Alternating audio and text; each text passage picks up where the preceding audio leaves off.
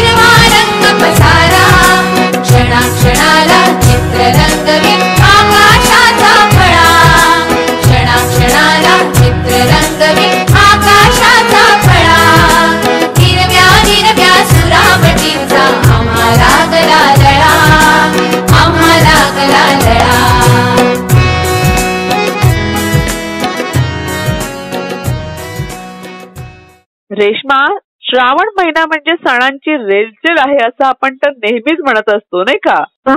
हो. एकामागून एक सणवार हे येतच असतात. त्यामुळे गोडधोड खायला मिळतं. प्रत्येक दिवसाचं महत्व वेगळं असतं. मुलं देखील मस्त अशी एन्जॉय करत असतात. करेक्ट.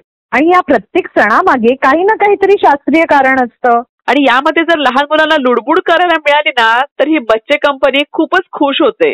हो. आणि त्यातही या सगळ्या मुलांचा आवडता सण म्हणजे रक्षाबंधन.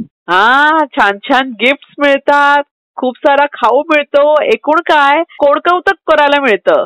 करेक्ट. पण मधुलिका, हे प्रत्येक सण आपण फक्त मजा मस्ती म्हणून न पाहता त्याकडे थोडंसं गांभीर्याने पाहिलं पाहिजे. कारण प्रत्येक सणातून आपल्याला एक वेगळा मेसेज मिळत असतो. खरंच ग. म्हणजे बघ, रक्षाबंधन आपल्याला फक्त गिफ्ट मिळतात एवढंच माहितीये, पण रक्षाबंधनचा खरा अर्थ म्हणजे भावा बहिणींचं निस्वार्थी प्रेम आणि रक्षण करण्याची जबाबदारी.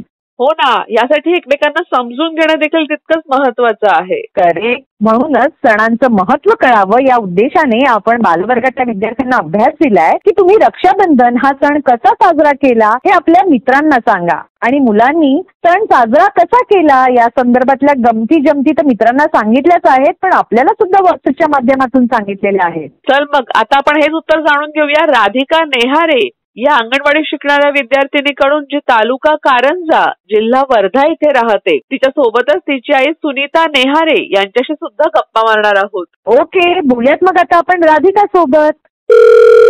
सुनीता ताई, नमस्कार. नमस्कार मॅडम. शाळेबाहेरच्या शाळेमध्ये आपलं स्वागत आहे. कशा आहात आपण? मी ठीक आहे मॅडम. आणि कसा सुरू आहे राधिकाचा अभ्यास? राधिकाचा अभ्यास छान सुरू आहे ना. मग तिचा कोणी अभ्यास घेतं की ती स्वतः करते? कधी वेळ असला तर मी घेते किंवा तिचे बाबा घेतात, नाहीतर मग ती स्वतःच करते. ओ अच्छा, छान छान. हो. राधिकाला काय काय आवडतं बरं करायला? राधिकाला खेळायला खूप आवडते. ओके. आणि तिची आणि राधिका त्या व्यतिरिक्त अशा काय काय छान छान गोष्टी करते बरं, सांगा आम्हाला. तिची अशी कोणती कृती आहे जी तुम्हाला सगळ्यांना आवडते? मॅडम, तिला जे कोरे कागद राहते ना त्याची ते कापून, म्हणजे मोबाईल मध्ये जसं जसं सांगते तसं तसं कापून छान चित्र बनवते ती. आणि रंगरंगोटी करायला तिला खूप आवडते. अरे वा, उत्तम. आणि तिच्यामधला असा कोणता गुण आहे जो तुम्हाला सगळ्यांना आवडतो तिच्या स्वभावातला? तिचा नम्रपणा. म्हणजे ती कोणी सोबत बोलते बोलत असताना अगदी नम्रपणे बोलते. तो गुण आम्हा सगळ्यांना आवडतो, म्हणजे घरातल्या व्यक्तीला आणि बाहेरच्यांना पण. अरे वा, खूप छान. तुम्ही तिच्याबरोबर सणवार साजरे करता, तिला सणवारांची माहिती सुद्धा समजावून सांगता का? हो हो सांगते अरे ना. वा. मग आता ह्या संदर्भात आम्हाला तिच्याशी बोलायला सुद्धा आवडेल. आहे का राधिका आपल्यासोबत? हो हो जवळच आहे माझ्या अगदी. द्या मग तिला. हॅलो, हॅलो राधिका, कशी आहेस तू? छान आहे. Very good. आणि तुझा अभ्यास पण छान चालू आहे ना, आईने सांगितलं आम्हाला. हो ओके. मग आम्हाला सांग की आता तू रक्षाबंधन सण साजरा केलास का? हो. कसा साजरा केलास? कसं करतो बरं आपण रक्षाबंधन सण साजरा? मला भाऊ नसल्यामुळे मी माझ्या बहिणीला राखी बांधली. बहिणीला राखी बांधलीस. आणि तुझ्या बहिणीचं नाव काय आहे? भूमिका. आणि किती वर्षांची आहे ती? 10. तुझी मोठी बहीण आहे म्हणजे. हो. किती छान. आणि मग राखी बांधल्यावर काय केलंस? टिक्का लावला. ओके. लाडू चालला. लाडू पण दिलास. आणि ओवाळलंस तिला? राखी बांधली. राखी बांधली. आणि मग ओवाळलं तिला? हो. मग आता तुला भूमिकाने काय ओवाळणी दिली? 10 रुपये. वा वा, मज्जा आहे का मुलीची. मग तू काय केलं त्या पैशांचं? पेन्सिल घेतली. किती छान. Good girl. ते राधिका, तुला माहितीये का आपण राखी का बांधतो? हो. का बांधतो? रक्षण करण्यासाठी. करेक्ट. Very good. मग आता मला सांग, भूमिका ताई तुझं रक्षण करते का? कधी तू आईचा ओरडा खात असेल? आईपासून वाचते. पण येऊन तुला प्रोटेक्ट करते भूमिका ताई. हो. किती लकी आहेस तू. असंच छान पाहिजे नातं. आता आम्हाला सांग. कविता पण येते. काय? कविता पण येते मला. तुला कविता पण येते? किती गुणी मुलगी आहेस. म्हणून दाखव एखादी छानशी कविता. ससाले ससा दिसतोय कसा, कापूस पिंजून ठेवलाय ला ला डोलेच्या, लहान शेपूट मोठे का, पाला खाऊन फुकतो तुम चाहू लागता पडतो. वा, तू कविता पण छान म्हटलीस. तुला मोठं झाल्यावर काय बनायचंय? शिक्षिका. शिक्षिका बनणार. आणि कोणासारखं शिकवणार? तुझ्या आवडत्या शिक्षिका कोण? माझी आई. तुझी आई. किती छान. Very good, very good. Thank you. Radhika, तुझ्याशी बोलून छान वाटलं. तुझ्या आईशी बोलूनही छान वाटलं. आणि तुझ्या भूमिका ताईला सुद्धा खूप साऱ्या शुभेच्छा. असाच छान अभ्यास करत राहा. You welcome. Bye bye. Bye. Thank you Sunita ताई. वेलकम.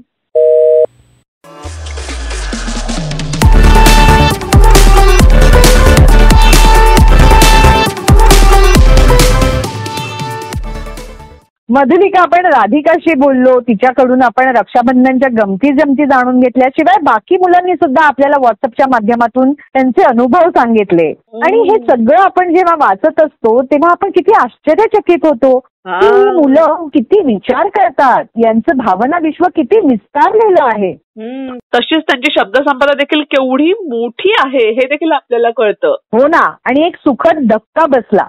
त्याला आपण नक्कीच म्हणू शकतो की या मुलांनी त्यांच्या या कृतीतून आपल्याला अचंबित केलं. हो तर आता हेच बघ ना, मुलांना जर एखादा नवीन शब्द प्रयोग कळला, एखाद्या नवीन शब्दाशी त्यांची ओळख झाली ना, की तो ते शब्द किंवा तो वाक्प्रचार किंवा ती म्हण वारंवार वापरत असतात. हो. आणि म्हणूनच आज आपण मुलांना असाच अभ्यास दिलाय जे आज आपण अनुभवलं. एकूणच अचंबित होणं, जे आपण मुलांच्या अभ्यासाने झालेलो आहोत त्यांच्या कृतीतून. तर अचंबित होणं म्हणजे काय, याचा वाक्प्रचारात अर्थ सांगून उपयोग करायला आपण 3री ते 5वीच्या विद्यार्थ्यांना सांगितलेला. आणि मुलांनी तो केलेला आहे. त्याशिवाय विविध वाक्प्रचार सुद्धा त्यांनी सांगितलेले आहेत आपल्याला. मस्तच ग. चल मग आता आपण हेच उत्तर जाणून घेऊया स्वरा भामे या जिल्हा परिषद शाळा मावडी इयत्ता 4थी मध्ये शिकणाऱ्या विद्यार्थिनीकडून, जी तालुका पुरंदर जिल्हा पुणे इथे राहते. तिच्या सोबतच तिची आई तनुजा भामे यांच्याशी सुद्धा आपण गप्पा मारणार आहोत. चला मग बोलूयात आता आपण स्वरासोबत. तनुजाताई नमस्कार. नमस्कार मॅडम. शाळेमध्ये आपलं स्वागत आहे. कशा आहात आपण? मस्त. आणि कसा सुरू आहे स्वराचा अभ्यास? अभ्यास छान चालू आहे. वा, छान. मग तिच्या घरी कोणी अभ्यास घेतं की ती स्वतः करते? थोडंफार लक्ष द्यावं लागतं, नाही तर करते ती स्वतः. ओके. मग आम्हाला सांगा ना तनुजाताई की तिचा तुम्ही जो अभ्यास घेतला तो कोणत्या विषयाचा अभ्यास घेता? साधारण सगळ्याच विषयांचं जिथं तिला अडचण असेल तिथं सांगावं लागतं थोडंफार. बरोबर. ओके. आणि तुम्ही तिच्यासोबत बसून कधी शाळेबाहेरची शाळा हा कार्यक्रम ऐकलाय का? हो. मग काय वाटतं तुम्हाला? आज ती त्या शाळेमध्ये सहभागी झाली आहे, या शाळेचा तिला कितपत उपयोग होतोय असं तुम्हाला वाटतं? हो, बराच उपयोग होतोय आणि तुमचा कार्यक्रम पण खूप छान आहे. बऱ्याच वेळा ऐकलेला आहे. धन्यवाद. आणि आज या शाळेमध्ये स्वरा सहभागी होतीये, मग कसं वाटतंय तुम्हाला? छान वाटतंय. ओके. आणि आम्हाला सांगा की स्वराकडून तुम्हाला कोणकोणत्या अपेक्षा आहेत? काय नाही, तिने छान अभ्यास करावा, छान शिक्षण घ्यावं पुढील. बरोबर. स्वतःच्या पायावर उभं राहावं. बरोबर. ही खूप मोठी गोष्ट असते. हो. आहे का मग स्वरा आपल्यासोबत? आम्हाला तिच्याशी बोलायला सुद्धा आवडेल. हो. हॅलो. हॅलो स्वरा, कशी आहेस तू? मस्त. आणि कसा चाललाय तुझा अभ्यास? छान चाललाय. गुड. बरं, तुझा आवडता विषय कोणता आहे? भाषा. भाषा. आणि आम्ही आज दिलेला अभ्यास तू केलाच असशील म्हणजे? हो. Good done. थँक्यू. मग आपण थोडासा अभ्यास करूयात आता आणि मग बाकी गप्पा मारूयात. ओके. मग हो. आम्हाला सांग की आपण आपल्या बोलण्यामध्ये बऱ्याचदा वेगवेगळ्या वाक्प्रचारांचा उपयोग करत असतो, बरोबर? आणि त्यापैकी एक म्हणजे अचंबा वाटणं. तर हे अचंबा वाटणं म्हणजे नेमकं काय असतं बरं? आश्चर्य वाटणं. करेक्ट. Absolutely right. आणि मग आता कधी आपण हे वाक्य यूज करतो? वाक्य सांगू मॅडम मी? हो, सांग ना. रोहितने घर झाडलेले पाहून आईला अचंबा वाटला.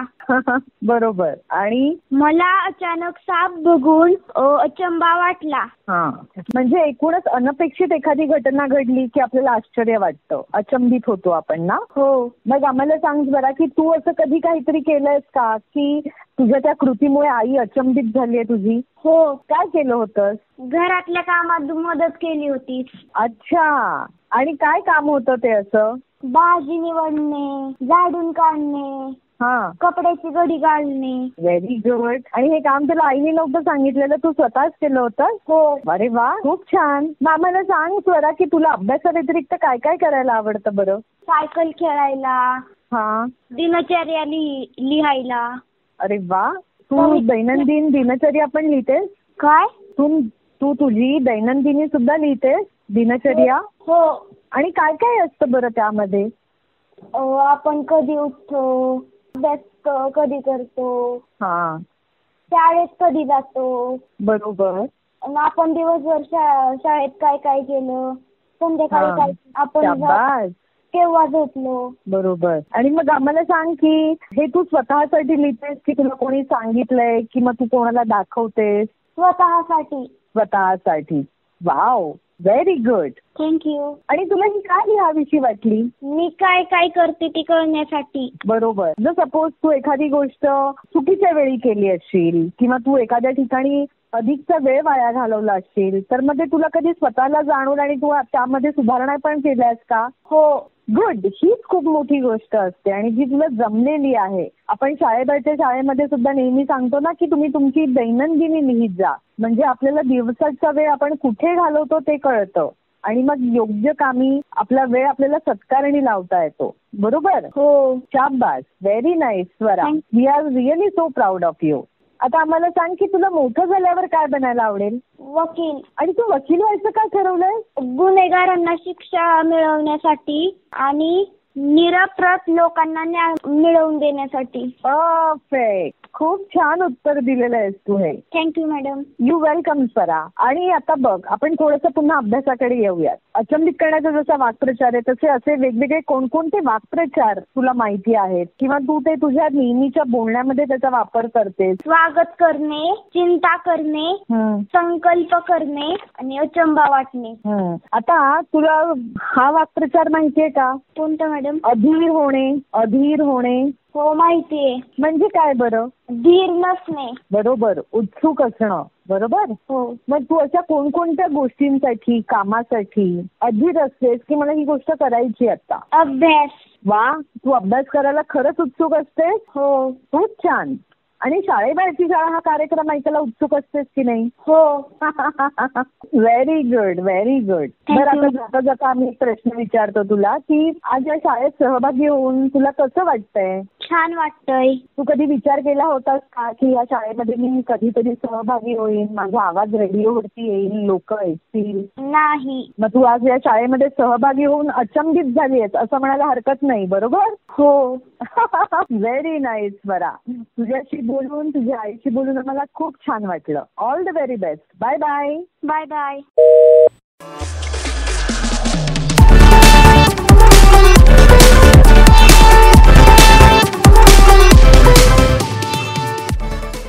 रेश्मा, आपल्या शाळेतली मुलं की नाही आता खूप हुशार झालेली आहेत. आता त्यांना कळायला लागलेलं आहे की आपला अभ्यास करून झाला की आता आपल्याला एक छानशी गोष्ट सुद्धा ऐकायला मिळणार आहे.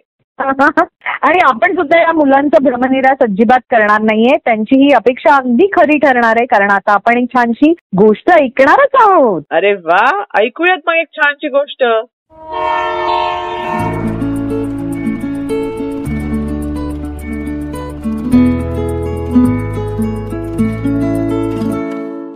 ज्याची काठी त्याची म्हैस.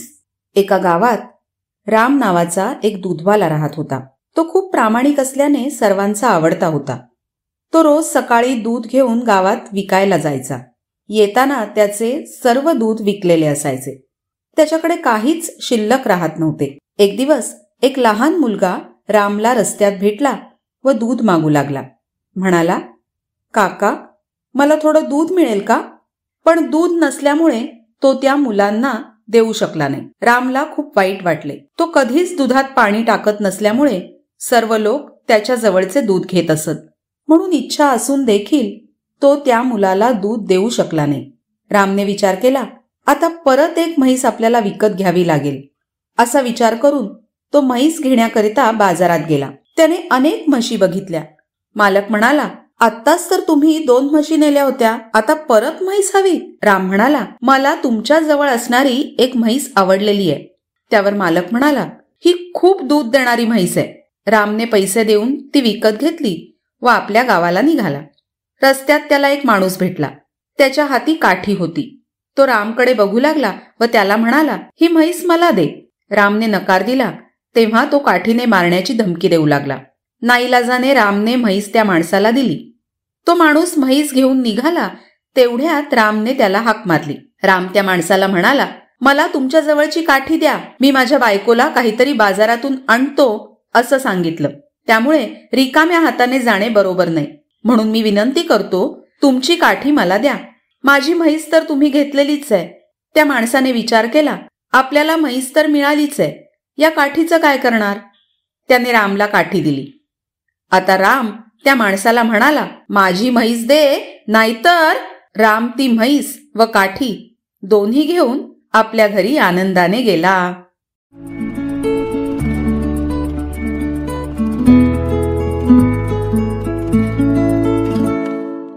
रेश्मा, अभ्यास कधी एकदा पूर्ण होतो आणि आपण गोष्ट ऐकायला बसतो असं मुलांना झालेलं असतं. हो. एकूणच काय, त्यांच्या अभ्यासाचं स्पीड, त्यांची गती ही तेव्हा वाढलेली असते. हो, करेक्ट. आणि शाळेत बघायचं झालं ना तर मधली सुट्टी जेव्हा जवळ येते किंवा शाळा सुटायची वेळ येते ना, तेव्हा मुलांना असं होतं की अरे लवकर लवकर करा, आम्हाला घरी जायचंय, किंवा अरे लवकर लवकर करा, आम्हाला आता मधल्या सुट्टीचा आनंद घ्यायचा आहे. बरोबर. म्हणजे एकूणच एक समान रेषेत सगळ्यांना एकच वाटत असतं. म्हणजे या मुलांना गतीचं खूप आकर्षण असतं. पटापट हवं असतं. पण ते पटापट करण्याच्या नादात आपण अनेक चुका सुद्धा करत असतो. त्यामुळे घाई न करता आपल्याला अभ्यास सुद्धा छान आरामात पण समजून उमजून करायचा आहे. आणि मधुलिका, आता तर आपण मुलांना गणिताचा अभ्यास दिलेला आहे. अरे वा, काय हा अभ्यास? 6वी ते 8वीच्या विद्यार्थ्यांचा अभ्यास असा आहे की 6वी ते 8वीच्या विद्यार्थ्यांचा अभ्यास असा आहे की रेषीय एकसमान गतीची व्याख्या सांगा, शिवाय त्याची उदाहरणं सुद्धा द्या. आणि मुलांनी हा अभ्यास केलेला आहे. गतीचे प्रकार आपल्याला सांगितलेले आहेत. पण ज्यांचा अभ्यास करायचा राहिला असेल किंवा ज्यांना अधिक माहिती जाणून घ्यायची असेल त्यांच्यासाठी आता आपण ऐकूयात का गतीचे प्रकार, रेषीय एकसमान गतीची व्याख्या आणि उदाहरणं? हो, नक्कीच.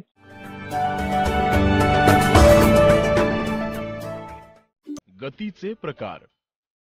आपण गती म्हणजे काय हे पाहिलं. आता गतीचे प्रकार पाहूयात. गतीचे 2 प्रकार आहेत, रेषीय गती आणि नैक रेषीय गती. रेषीय गती. रेषीय एकसमान गती, रेषीय असमान गती.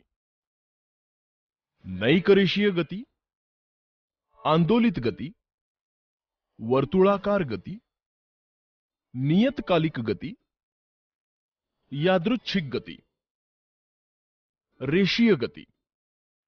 रेषीय या शब्दावरून आपल्याला लक्षात येईल की ही गती रेषेसारखी सरळ या शब्दाशी संबंधित आहे.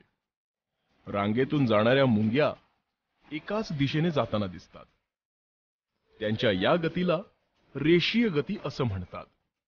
आता तुम्ही मला सांगा बरं, सरळ रेषेत गतिमान होणाऱ्या वस्तू कोणत्या?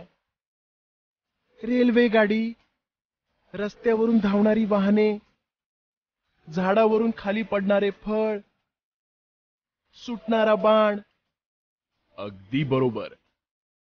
रुळावरून धावणारी रेल्वे किंवा रस्त्यावरून धावणारी वाहने ही एका सरळ रेषेत धावताना आपल्याला दिसतात. म्हणजेच एकाच रेषेत या वस्तूचे विस्थापन होते. म्हणून एकाच रेषेत वस्तूचे विस्थापन होणाऱ्या गतीला रेषीय गती.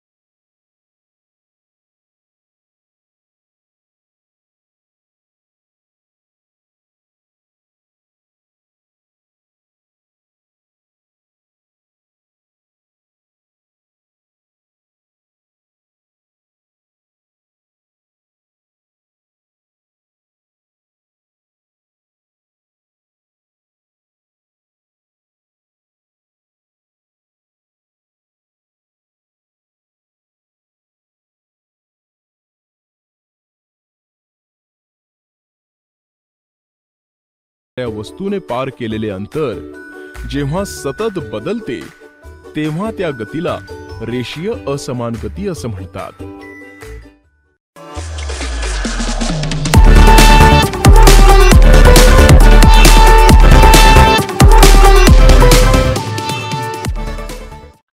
मंडळी, मुलांचे संगोपन या सेगमेंटमध्ये आज आपल्याला स्मितीन सर सांगणार आहेत की मुलांच्या संगोपनामधले महत्त्वाचे टप्पे कोणते आहेत आणि त्याला कशा प्रकारे महत्त्व देणं खूप गरजेचं आहे याविषयी. नमस्कार स्मितीन सर. नमस्कार. मुलांचे संगोपन या सेगमेंटमध्ये आपलं पुन्हा एकदा मनापासून स्वागत आहे. धन्यवाद. मागच्या भागांमध्ये आपण बघितलं की तुम्ही आम्हाला अगदी प्राथमिक टप्प्यांविषयी सांगितलं की अगदी जन्मल्यापासून ते 3 वर्षाचे होईपर्यंत काय काय करणं गरजेचं आहे. पण जसजसं मुलांचं वय वाढत जातं तसं त्यांच्या वेगवेगळ्या गोष्टींशी त्यांची ओळख होत जाते. काही गोष्टींची आपल्याला त्यांना ओळख करून द्यावी लागते. तर प्रत्येक टप्पे हे मुळात कसे महत्वाचे आहेत आणि ह्याचं विभाजन कशा प्रकारे केलेलं आहे? मुळात आता आपण जन्मापासून ते सुरुवातीची 3 वर्ष याचा विचार करत असताना अनेक टप्पे आपलं बाळ घडत असतं आणि हळूहळू ते मोठं होत असतं. याच्यामध्ये साधारणपणे पाहिलं तर पहिली 3 महिने किंवा पहिले 6 महिने हा एक महत्वाचा कालावधी आहे आणि त्याच्यामध्ये बऱ्याचशा गोष्टींमध्ये बऱ्याचशा ज्या मुलांचा वृद्धी आणि वाढ होत असते ती भरभर होत असते. हा पहिला 6 महिन्याचा एक पहिला टप्पा आहे असं आपण समजूया. त्यानंतर 6 महिने ते 12 महिने म्हणजे वर्षभराचं साधारण मूल होईपर्यंत तो एक दुसरा टप्पा आहे असं आपण समजूया. त्यानंतर पहिलं एक संबंध वर्ष जे आहे म्हणजे 1 वर्ष ते 2 वर्ष हा जो भाग आहे त्याचा एक तो टप्पा आहे आणि मग दुसरं ते तिसरं वर्ष अशा प्रकारे जर आपण ह्याचे 4 प्रमुख भाग केले, जन्मापासून ते 3 वर्षापर्यंत, पहिले 6 महिने, मग 6 ते 12 महिने, त्यानंतर 1 ते 2 वर्ष आणि 2 ते 3 वर्ष, असं आपण त्याचं विभागणी करू शकतो. आणि त्याप्रमाणे आपण आपल्या मुलांचा होणारा विकास, त्यांची होणारी वाढ हे आपण बघू शकतो, मोजू शकतो आणि त्याला त्याप्रमाणे आपण मदत करू शकतो. मग ह्या प्रत्येक टप्प्यावरती मातांनी, आयांनी काय काय करणं अपेक्षित आहे? खरं तर नुसत्या मातांनी एकट्यानेच नाही, संबंध परिवाराने ते केलं पाहिजे. पण विशेषतः आई ह्या कालावधीमध्ये मुलाच्या जास्त जवळ असतं, मूल आईकडे जास्त वेळ असतं. त्यामुळे आईची थोडी जबाबदारी शारीरिक विकासाची, त्याच्या हसण्याची, त्याच्या रडण्याची, त्याच्या स्वच्छतेची आईची जरा जास्त असते. आपल्या समाजाची रचना तशी आहे.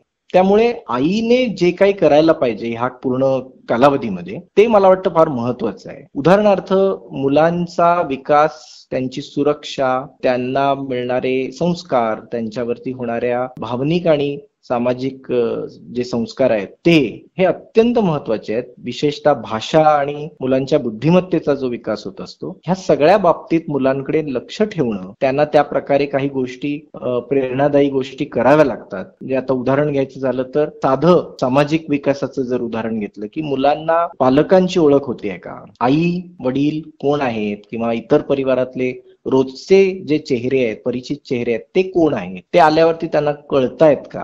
म्हणजे सुरुवातीच्या कदाचित पहिल्या 6 महिन्यामध्ये, 7 महिन्यामध्ये आपल्याला ह्या गोष्टी प्राप्त होत आहेत का बघायला पाहिजे. आणि जर कुठं असं दिसलं की एखादी गोष्ट जी मुलांना यायला पाहिजे सर्वसाधारणपणे ती होत नसेल, तर त्या संदर्भात डॉक्टरांचा सल्ला घेणं अत्यंत महत्वाचं आहे. त्यामुळे जागरूक असणं, सतर्क असणं, आपल्या मुलांच्या विकास आणि वृद्धीच्या दृष्टीकडे लक्ष असणं मला वाटतं जास्त महत्वाचं आहे. आणि त्याच दृष्टीने मग आपण हळूहळू बघायला पाहिजे की पहिल्या 6 महिन्यामध्ये काय आलं पाहिजे, दुसऱ्या 6 महिन्यांमध्ये काय आलं पाहिजे. तर मला वाटतं त्या गोष्टींकडे आपली जागरूकतेने नजर पाहिजे. विशेषतः ग्रोथ, वाढ जी आहे मुलांची, मुलांचं वजन, मुलांची उंची, याचं एक ठराविक मोजमाप आहे की मुलगा असेल तर त्याचं पहिल्या 6 महिन्यामध्ये वजन किती असायला पाहिजे, उंची किती असायला पाहिजे, पुढच्या 6 महिन्यांमध्ये, वर्षभरामध्ये किती उंची आणि वजन मुलांनी गाठलं पाहिजे. ह्याचे काही मापदंड आपल्याकडे ठरलेले आहेत आणि त्याची सगळी माहिती आपल्याला आपल्या अंगणवाडी ताईंच्या मदतीने मिळू शकते. खरं तर महाराष्ट्रामध्ये प्रत्येक मुलासाठी रिपोर्ट कार्ड दिलं जातं आणि त्या कार्डामध्ये त्याची आणि वजन लिहिलं जातं आणि त्यात सुद्धा नोंद असते की तुमचं मूल हे कुपोषित आहे का, तुमचं मूल योग्य प्रकारे त्याची उंची आणि वजन वाढतंय का. अशा सगळ्या गोष्टींकडे जर एक जागरूकतेने आपण लक्ष ठेवलं तर मला वाटतं खूप मोठा फायदा आपल्या मुलांच्या वाढ आणि विकासासाठी होत असतो. तर हे टप्पे लक्षात घेऊया. पहिले 6 महिने, मग 6 ते 12 महिने, पहिलं वर्ष 1 ते 2 वर्ष आणि मग 2 ते 3 वर्ष, असं जर आपण त्याला विभागणी केली आणि त्यानुसार आपण आपल्या मुलांच्या वाढवृद्धीकडे लक्ष ठेवलं तर जास्त बरं पडेल. निश्चितच सर, तुम्ही आता मला हे 4 टप्पे सांगितलेत की 6 महिने, 1 वर्ष, 2 वर्ष आणि 3 वर्ष. तर ही वाढ होत असताना ती अधिक सुखकर व्हावी, सोपी व्हावी किंवा आनंददायी व्हावी, यासाठी आपण काही खेळ घेऊ शकतो का, किंवा कोणत्या कोणत्या गोष्टी करता येणं शक्य आहे? अगदी. आणि आपण त्याच्यासाठी खरं तर घरातल्या वस्तूंचा वापर करून सुद्धा बऱ्याचशा गोष्टी करू शकतो. म्हणजे साधारणपणे आकाराच्या बद्दल जर तुम्हाला वाटत असेल की 2 ते 3 वर्षापर्यंत आपल्या मुलांना त्याचे आकार ओळखता यावेत, वस्तूंची नावं ओळखता यावीत,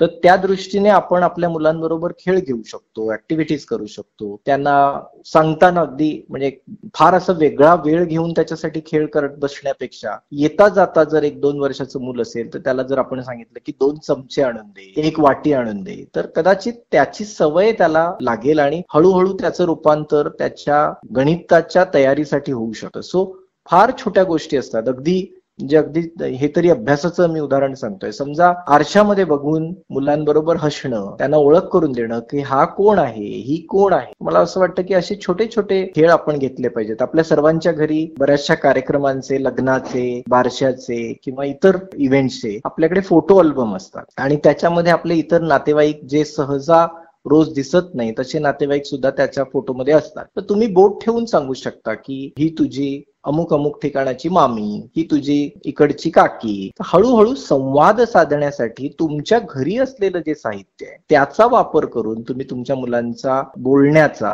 ऐकण्याचा अशा गोष्टींसाठी त्यांना तुम्ही मदत करू शकता आणि विकास प्रक्रियेमध्ये त्यांना सहकार्य करू शकता. एक आणखीन मला वाटतं की घरातल्या वातावरणामध्ये विशेषतः ह्या लहान वयोगटाच्या मध्ये जन्म ते 3 वर्षामध्ये आणखीन एक हळवा कोपरा आपल्या प्रत्येकाच्या घरी असतो. तो म्हणजे असा की अंगाई गीतांचा फार आपण वापर केला पाहिजे, की गाणी, गोष्टी, गप्पा ह्यामधून मुलांचा जो विकास होतो तो माझ्या मते फार महत्वाचा असतो आणि त्यांचा पाया भक्कम होण्यासाठी प्रचंड मदत या गोष्टींची होत असते. खेळणी, आपण सबंध खेळणी जी वापरतो, दुर्दैवाने आपल्याकडे जरा प्लास्टिकचा वापर खूप वाढलाय आणि एकदम खराब क्वालिटीच्या प्लास्टिकची खेळणी हल्ली मार्केटमध्ये आपल्याकडे मिळायला लागली आहेत. पण लाकडाची खेळणी, चांगल्या दर्जाची एखादी आपण घरी स्वतः बनवलेली वस्तू ह्याचा सुद्धा वापर करून आपण बरंचसं काही मुलांसाठी साहित्य निर्माण करू शकतो, त्यांच्यासाठी खेळणी तयार करू शकतो. आणि जे आपण बनवलेलं असतं त्याच्यामध्ये मला वाटतं आपली थोडी आत्मीयता जास्त असते, मग आपण त्याचा वापर जास्त करून घेतो. तर अशा प्रकारे आपण वेगवेगळ्या साधनांचा उपयोग करून मुलांबरोबर त्याचा वापर करून मुलांच्या सर्वांगीण विकासाला टप्प्यानुसार मदत करणं अत्यंत महत्वाचं आहे. स्मितीन सर, अजूनही तुमच्याकडनं बरंच काही जाणून घ्यायचं आहे, पण आपल्याला वेळ दर्शवते की आता थांबा म्हणून. तर आजच्या भागात सहभागी झालात त्याबद्दल खूप खूप धन्यवाद. Thank you very much.